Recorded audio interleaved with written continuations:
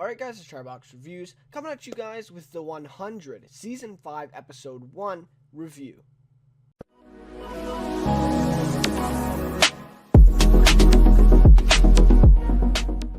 Alright, so it's great to see the 100 back again for Season 5, and of course the last episode was actually May 24th, so it's been a long time, right? I think they started this season a little bit later than usual, right? Because they usually start the seasons, or at least they have in the past, in February, so they actually pushed it this time, so we're at the end of April here, right? Rather than February. So, yeah, so they delayed it about 2 months this year. I'm not exactly sure why.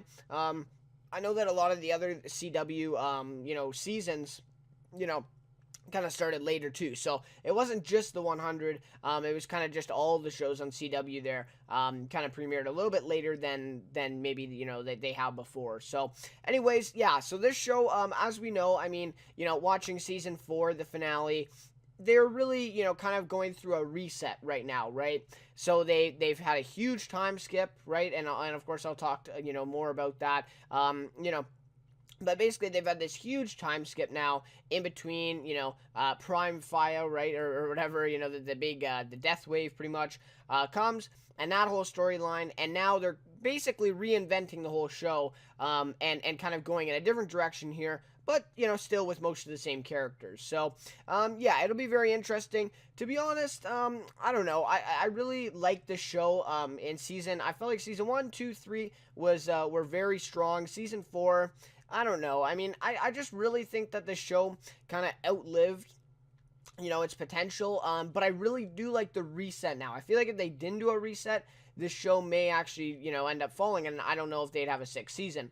But with what they're doing now, with especially that we see in this premiere, the new things that they're doing, and the kind of the whole reset that they're going towards here, I think they definitely have a future now, and I definitely think that they can go forward with this show. I would say for at least 2 or 3 more seasons before it kind of gets stale again, or kind of gets old. So yeah, so I don't know, those are my feelings about it. This used to be one of my favorite shows on TV, but like I said, after season 4, I just really didn't think as high of it.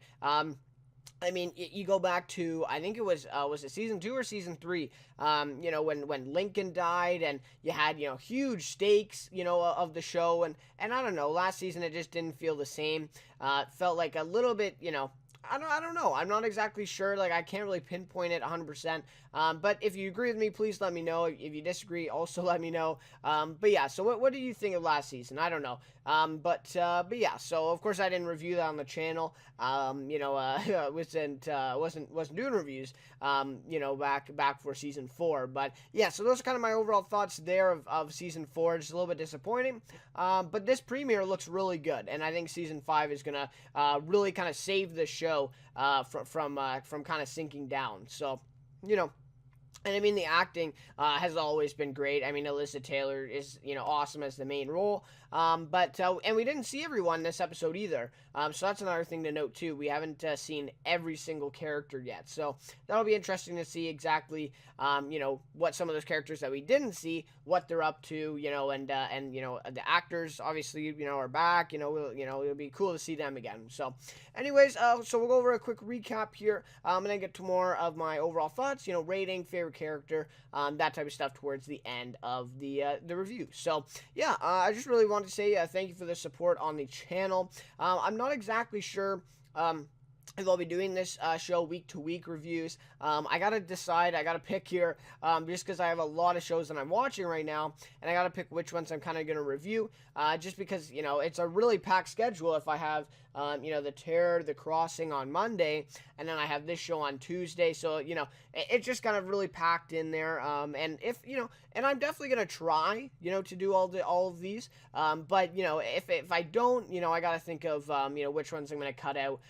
So yeah, so anyways, that's, going forward, I'll make that decision, but I should be doing reviews for at least, the next couple episodes, just to see how this kind of takes off, right, and then, and then maybe leave it from there. I don't know. We'll have to see. But anyways, so so let's get into the recap then of this episode. Overall, I really enjoyed it. I really enjoyed this premiere. I thought it was really good. There were some negatives, of course, but definitely I think it was building on so many, new things, right? Because they really first of all, they had to answer because in the season 4 finale, what they did is they took this time jump, right? They took this time jump and showed us that at the very end of the episode. So what they had to do is explain the 6 years that we missed in the episode 4 finale, right?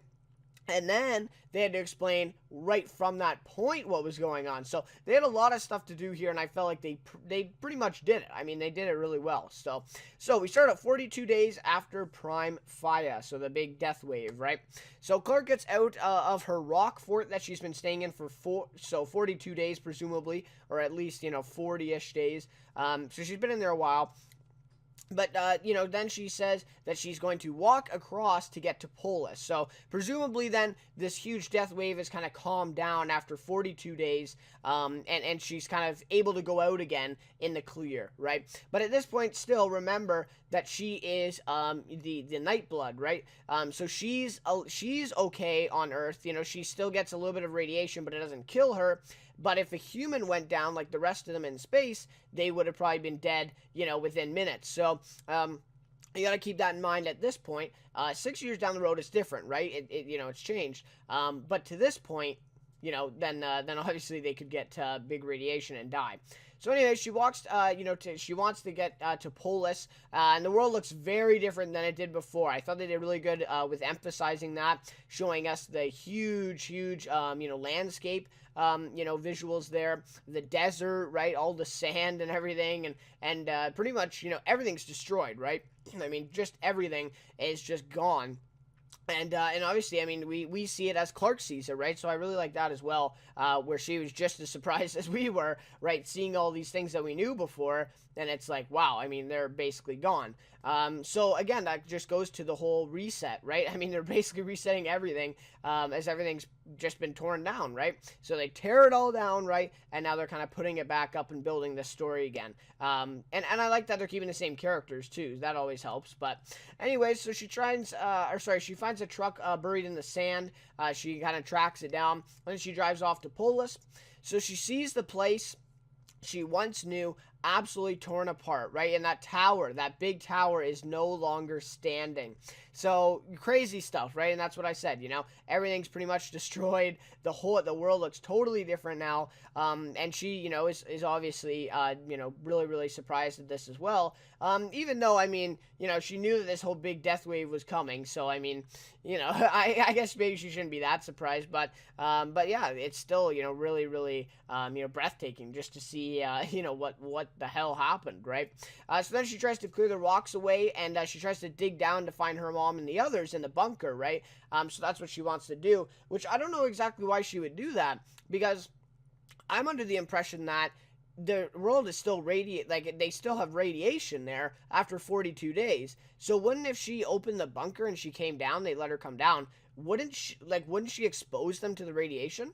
I don't know, maybe I'm wrong. Maybe since the death wave is kind of past them, maybe the radiation isn't there anymore. I don't know, but yeah, that's something I didn't really get. So why would she be trying to get into the bunker if she could possibly expose them? Maybe she wouldn't have, I don't know. But then suddenly the rocks cave in, but she manages to escape, but basically seals off any chances that she had of getting to the bunker, because it's buried, under, rock, several levels of rocks and debris from the big tower going down, right? So she's not going to be able to get to the bunker, and we don't really even catch a glimpse of what's going on in the bunker till the very, very end of the episode. So that's kind of where that's at there. And then she goes to the Ark, and it goes to Arcadia, and it's demolished as well. So it's pretty damaged, just as the tower in Polis is, right? And I really like these lines here from Clark. Of course, she's talking on the radio because she thinks that she can hopefully reach her friends in space, right? The others in space. I don't think they are, hearing the transmissions, but she, is holding out hope. So anyways, so she's talking and she says, "It's like we were never here. Maybe we never should have been." So I really like that line, obviously, right? I mean, she's kind of seeing the destruction and everything, and she's really seeing that. I mean, all the stuff they worked for, all the progress they made is basically gone. So yeah, crazy stuff there. And she says, I came to Arcadia to find food and water, but all I found were ghosts. So really, really crazy there. Obviously she's the only one left, presumably, right? Of course, until later in the episode. But she's the only one left, right? And all she sees is, things reminding her of the people who are either in the bunker, in space, or dead. So, really just an emotional time for her. And she kind of breaks down crying when she sees that letter from Monty, right? Because she doesn't even know if he's alive, right? And obviously he is, but she doesn't know that for sure. And then she says this. This was pretty crazy because she's really been pushing to her limits here. And she says, part of me thinks Jasper did the right thing. So she's seriously doubting her surroundings right now, right? Because obviously Jasper committed suicide. He killed himself, to avoid what was going to happen to him, the big death wave, right? So he kind of took it out of nature's hands there and just took his own life. And she's, saying, well, maybe he was right to do that, right? So, obviously she's kind of down on her morals here. And she's, really being pushed. And then she, talks to her on the radio further, right? And she says, you shouldn't feel bad for leaving me here. So she still, understands them totally, and she's not mad at them, even though I think they think she might be. But she totally understands it, right? And she says she shouldn't feel bad. So anyways, but at least to my knowledge, none of those transmissions are getting to them. So, it doesn't really matter, I guess, to them. No, not really. But anyways, so then Clark breaks down as she continues to struggle.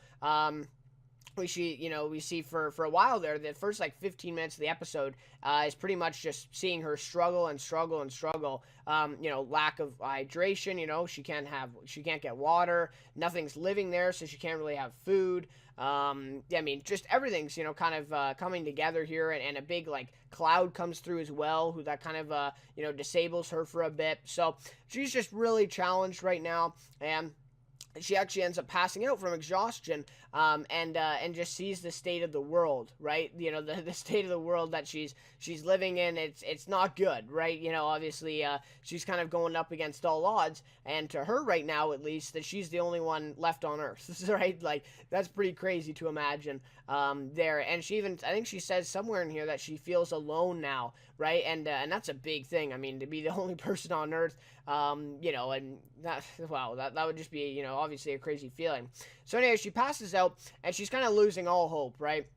So she wakes up, and then this hawk our vulture comes in, which again, I ask how is the vulture living? But then we, of course, get that valley, so he was probably in there. Anyways, the vulture comes, and then she wakes up, and he's kind of pulling at her shoe or whatever. And so, yeah, so anyways, so the vulture just kind of flies away after that. And she goes over the little hill there to see where he's going.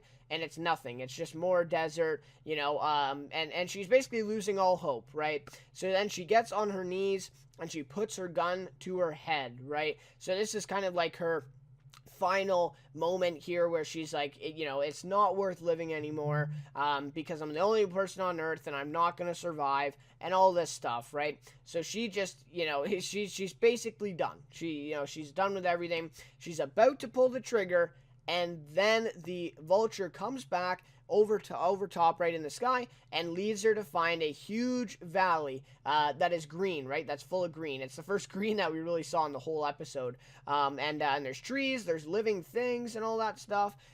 So really, kind of a stroke of luck, right? And obviously we see that that's probably the only part of the Earth that wasn't harmed. So I'll have to see exactly why it wasn't harmed. But, or maybe it was just a huge coincidence. I don't know, but I'm guessing there's a reason behind it. So yeah, she's about to kill herself and end it. And then at the last second, she kind of gets this hope, and finds this valley. So then later on, she's kind of walking around, right? And she says, "The fight is over. Who am I now?" Right? So we get the sense that she's restarting her life. This is kind of a new chapter in her story. And like I said, along with the show, they're kind of resetting things. Starting a new chapter, turning a new page, right? And that whole, that line just really fits with that theme, right? She's trying to figure out, well, who am I now? I mean, the fight is over. We have no enemies. I'm the only person here. Who am I going to be, right? And she doesn't know. like she doesn't know who she really is at this point. So it's really crazy because she hasn't really had a second to think about anything in months, right? Ever since they've been fighting with the Polis and Allie and all that stuff. So really really crazy stuff here, and I just thought that was a interesting line, right? Trying to figure out who she is, right? So then she's exploring the valley a little bit, right? And she says, it looks like the death wave missed this place, but the radiation didn't. So she walks inside this house and sees all of the people dead that lived in this village. Sad sight, right? Very sad that all of these people died from the radiation. And yeah, I mean, of course, there's probably other areas that look even worse than that one. With just more populated areas where people just had no chance, and they died from the radiation. So yeah, she sees all the people dead. It's sad sight. She's even emotional about it, and she ends up burning the bodies there, right? And kind of thinks about it, right? Kind of says I would say says a prayer, but she's really thinking about this and kind of emotional about it, right? She really seems to care and all that stuff, even though she, of course, doesn't know them. So then she says, this would be so much easier if I knew you were alive, if I would see you again. So she's still trying to talk to her friends through the radio, of course, the others up in space. But like I said, again, I don't think they can hear this. It's kind of just like a self thing. And yeah, I mean, that's so true, right? If she knew they were alive, then, she'd have something to fight for, something to live for. But at this point, she doesn't, right? She doesn't have anything to kind of guiding her, because she doesn't know if they're alive or dead, right? So then suddenly she spots a person near the camp. So that was kind of like the defining moment that kind of flipped this episode, where it was kind of really slow, really kind of a grim theme, right? It's kind of really, she just keeps struggling and struggling, right? Kind of a dark episode, and it totally just flips, and that's when it kind of turns into some action, and we get introduced to the characters again and everything. So, yeah, so she runs after the person then, and they actually lure her into a trap. So she gets her leg stuck in it, and then the person tries attacking her and stabbing her, and I think he actually, she actually does stab him, I think, she stabs her, but I think she gets, like, the night blood on the knife, and then, and then she just runs away, and she's like, oh, night blood, right? And so she kind of, maybe that she recognizes that she's also like one of her or something, or that they're alike, so maybe she runs away. I'm not exactly sure, but that is what happens. So then, of course, Clark, then she runs back and stitches herself up. That was kind of a gruesome thing there, watching her, stitch her leg up there that was kind of torn apart. So that was pretty crazy there. And then as she wakes up, she finds all of her stuff stolen by this little girl, and she runs away with it, right? So, of course, another thing happens to her, right? And this girl is not a friend, right? Or at least so far.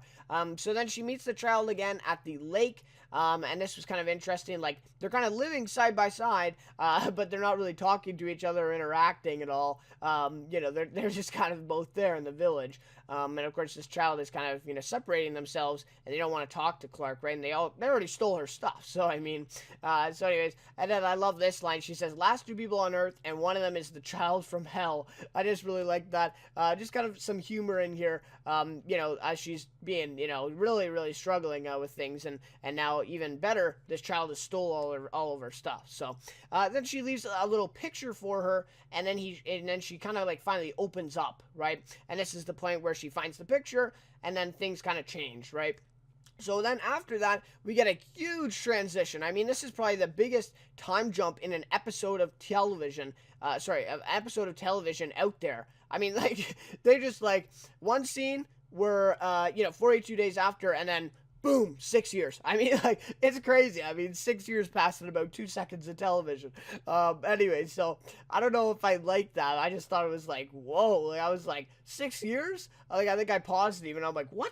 Like, that's pretty crazy, just to transition all of a sudden like that. But anyway, so 6 years later, the girl and her are getting along fine, right? They're living together then, and her name is Maddie that we find out. So, yeah, kind of a a big transition there, but then also, bringing that and showing us that they actually both get along eventually, right? And they're living together and cooking and fishing and all that stuff. So they're definitely surviving. How well, I'm not sure, but they're definitely surviving. So yeah, really, really interesting transition there, interesting choice due to kind of the middle of the episode here. But yeah, very interesting there as well.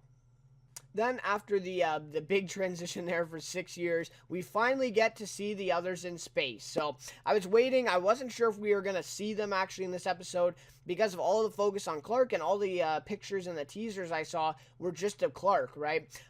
So I wasn't sure that we were actually gonna see them. But then when they kind of zoom in on the space there, I was like kind of had a smile on my face. I was really excited, to see them again. So so we kind of see their predicament or their situation there. They're having this meal of algae, right? Their only food source. Sorry, that Monty, is kind of hooking up there, and obviously he still hasn't mastered it after 6 years because they, still think it's disgusting. But at least they're surviving up there, right? So counts for something. But then Bellamy suggests kind of, out of nowhere there that they go down to Earth.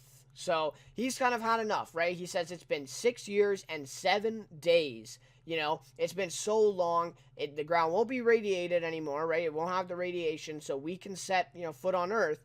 Why don't we go down, right? And of course they kind of object. They're like, don't talk about the time or whatever, right? They don't really want to talk about it. They don't really, they just want to move on, kind of live their lives day by day. But it's been 6 years. That's a really, really long time. And the fact that they're even living and surviving fine up there is another, great accomplishment as well, right? Probably just as good as the accomplishment of Clark living on Earth. So they're talking also about a place called Eden. So I think this is interesting, and that's the name of the episode as well. So I think so this is my this is my translation of what they're talking about. So I think it means that it's possibly another Earth. Like it's possibly like another planet that they see or something like that, or like a light in the space. Like in as they look out the window, they can see it, right? They can see this green light or something like that. And they're talking about Eden. So again, I think that's going to come back later. They only mention it like 2 times in 30 seconds in the episode. But I think that's going to play a huge part. Maybe that's where these people are from, is Eden, right? So we'll have to see. Maybe it's another space station. Maybe it's a planet. Who knows, right? But that at least is my interpretation of what that is. And I just wanted to mention that because I think it's going to come back a little bit later.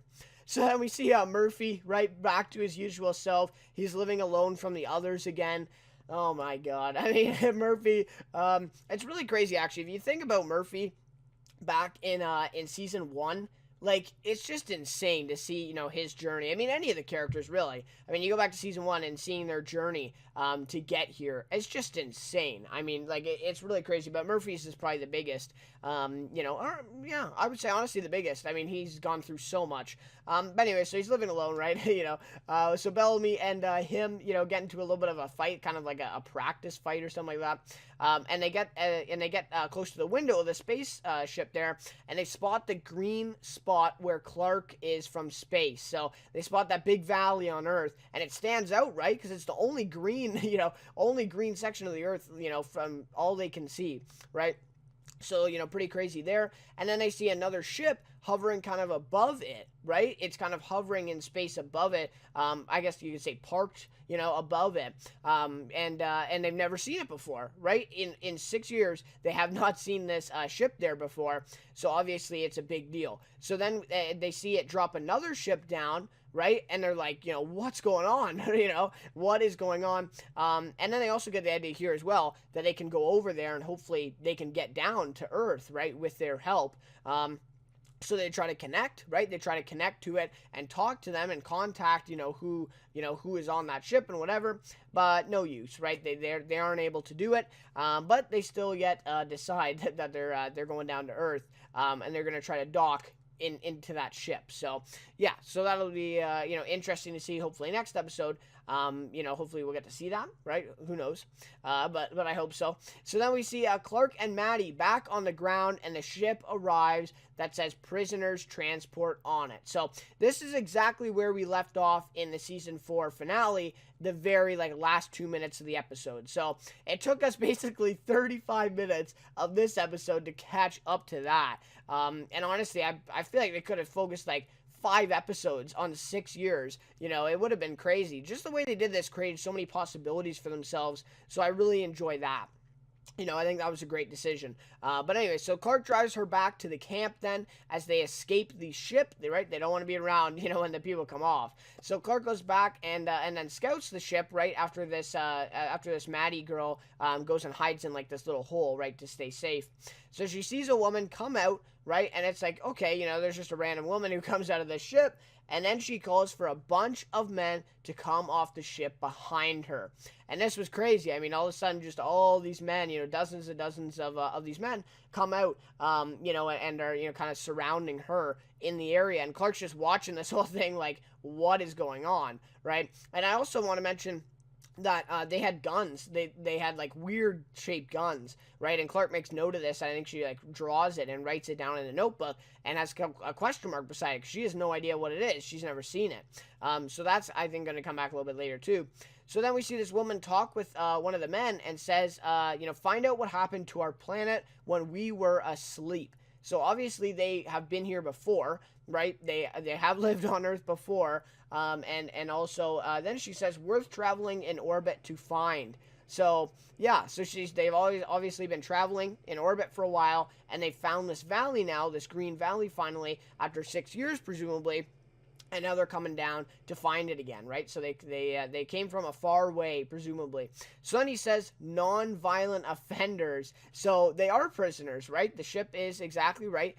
They are prisoners, and they talk about violent. They talk about violent criminals and offenders and non-violent offenders. So obviously they got quite a construct, even years after the Earth is kind of ended here. They're kind of still using that thing. So maybe they're even from the first time the world ended. Who knows, right? So these are kind of a mystery people, right?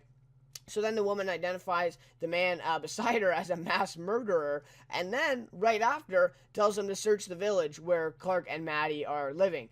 So that was pretty creepy, right? It's oh, well, you're a mass murderer. Go search the village now, where our main characters are hiding out, right? So pretty creepy there. And the man finds Maddie, right? So not that man, I don't think, but one of the men who goes with him finds Maddie and drags her out of that hole after being shot. So she actually shoots him first, which was pretty funny. He's kind of freaking out. He's like, oh, I got shot. He can't believe it or whatever. Been a while since he's been on Earth, of course. But obviously they had guns there on their ship. So then Clark runs to save her, right? She hears the commotion. She comes over, and they get into a little bit of a fight, right? And Clark's kind of losing, actually. That one of the men, come up behind her and kind of, has her. And then Maddie shoots the man down to save Clark. So she kills him, so he gets off Clark, and she saves Clark, right?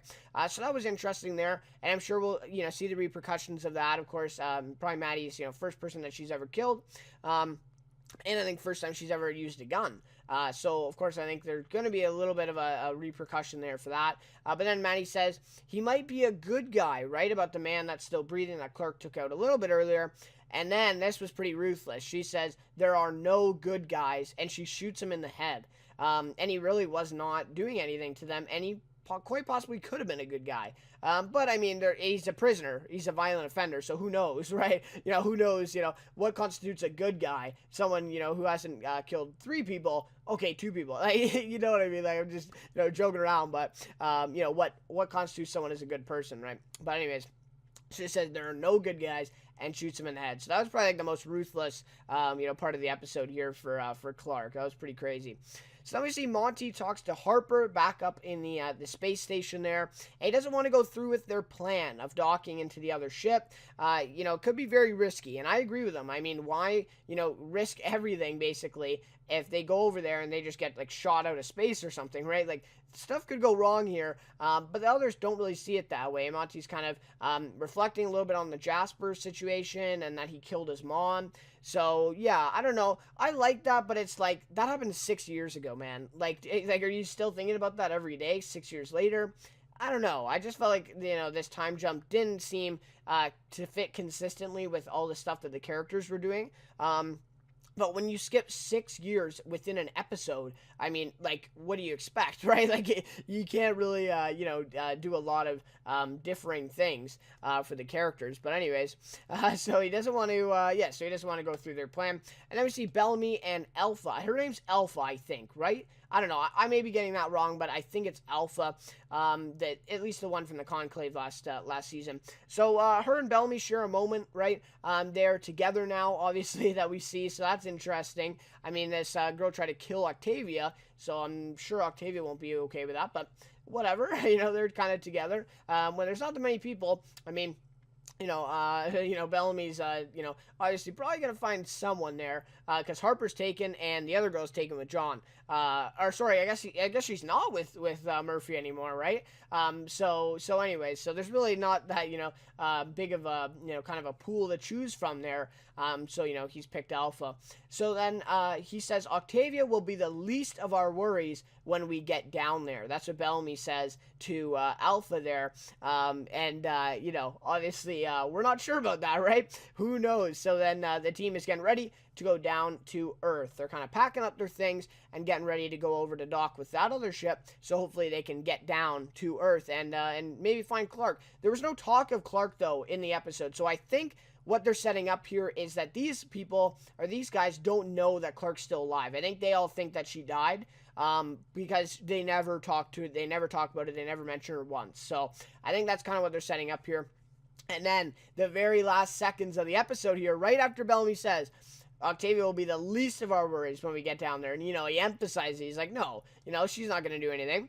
Then we see Octavia sitting in her big throne there above a huge fighting ring where some guy just kills some guy, snaps his neck, and then kind of looks up at her for approval. And she's got this, face paint on. Or sorry, not face paint, but she's got the paint on and she's taken over that whole role of queen. And it looks like a real bad place. Really bad place. So maybe she will be, a little bit of a thing to worry about when they land, right? So I really love that little glimpse that we see. But that's it. We don't see anything else from the bunker. We don't see, for example, Clark's mom. We don't see Kane, right? So, or Jaha. So, yeah, there's a lot of stuff that we didn't see, and I hope to see that next episode. But that'll just about do it for the recap there of this one. Alright, so in terms of a rating for this premiere Season 5, I'm going to give it a 4.7 out of 5. I really, really like the whole restart, right? It's essentially a restart of the show here, and I really like it. Like I said at the beginning, I think the story was getting a little stale. Season 4 was not my favorite, but I think this is going to reinvent the show a little bit and kind of bring it back, right? And I think it's going to be good. I think they now have, a couple more seasons to kind of work things out here and try to, make some new stuff, right? So it's not as kind of stale and boring as it was. At least in the last season, in my opinion. So that's great. A little bit too much Clark focus at the beginning, I felt. I felt like they wasted a lot of time on showing Clark struggling. It's like, okay, we kind of get that in the first 10 minutes. Now you're showing us, another 10 to 12 minutes after that of the same thing. It's like, okay, we kind of get it. You know what I mean? Like, I kind of just wanted to see the others in space, the bunker, and we really didn't see much of that. We actually saw more of Clark kind of struggling at the beginning. So that would be my main negative, or my main bad thing about this episode that I didn't like. But everything else I pretty much liked. I like seeing every perspective, though. I like seeing that they focus on space and then land. And, I mean, yeah, we got a few, we got a very, little glimpse there of the bunker, but obviously nothing big there. But I like the way that they showed the space and Clark on the land, and they kind of connected the two when the prisoner ship went down. So I really like that. And, yeah, I really thought it was a great setup for the season. A lot of new things introduced. Of course, Maddie introduced, some new character. or some new characters, sorry, introduced here. And of course, who is this group with the prisoners, and what are they going to do to Clark and Maddie, if they find them, and are the others going to get down to Earth? So yeah, just a lot of good questions here raised, and a lot of new themes kind of started here for this season. I really felt like it's gonna set it up very well. Favorite character for this one is going to be Clark, played by Eliza Taylor. She is great. I mean, she really just comes in every season and gives a great performance, and of course, there's a lot of focus on her this episode. And I really felt like she did well. She took advantage of that, and really kind of went all out here. So yeah, I really liked, of course, her performance in this one, but I also really like the character Clark, going through that whole kind of struggle at the very beginning there, and finally breaking through, finding this valley, finding the girl, and then 6 years later, being able to survive and make a life for herself on Earth. So yeah, really crazy stuff there. Where are they going to take Clark? How is she going to fare this season, right? How, who is she going to kill, right? All this stuff. How is she going to change as a character, right? How are these new surroundings? How are these prisoners going to affect that? I mean, we already see her in this episode shoot a man that's already on the ground dead, and she says there are no good guys. So obviously we know her kind of attitude right now. Is that going to change throughout the season? Is she going to kind of, feel guilt for doing what she did in this episode? Who knows? But I think they're definitely, going to show us that going forward. So, anyways, yeah, so that'll just about do it for my review of the 100 Season 5 premiere. Like I said at the beginning, I should be back for at least next week, maybe the week after, but I'm not sure if I'll be continuing these week to week, but we will have to see. But anyways, again, thank you so much for watching this episode. Really appreciate the support on the channel. Recently, 100 subscribers, really awesome. The views, the likes, the comments, everything like that. So I really do appreciate that, and I'm very thankful. So anyways, again, like I said, thank you so much for watching, and I will see you next week for the 100 Season 5 Episode 2.